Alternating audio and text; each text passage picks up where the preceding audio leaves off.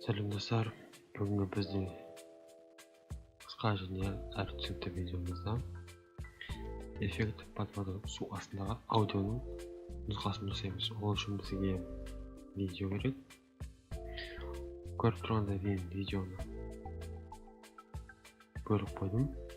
Мысалға, мына видеомызда біздің аудиомыздың осындаймыз. Сіздерге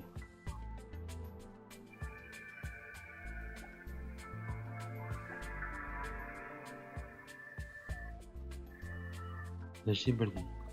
Достар, енді біз неге эффектті қолданғаннан кейін мына аудиомыздың дауысы астыңғы аудиода шыққан аудио жолымыздың жолы басқаша болады. Одан low pass деген эффект бар.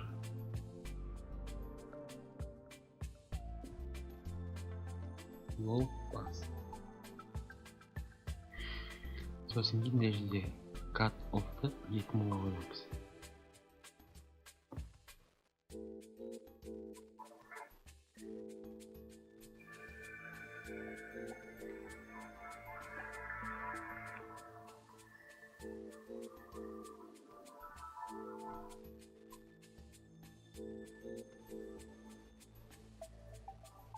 Көріп тұрғаныңыздай, видеоның басындағы видео мен соңғы жағы видеомыздың аудио жолдары екі түрлі болып өзгерді. Және де қайталанып көріңіздер, бізге жазылыңыздар.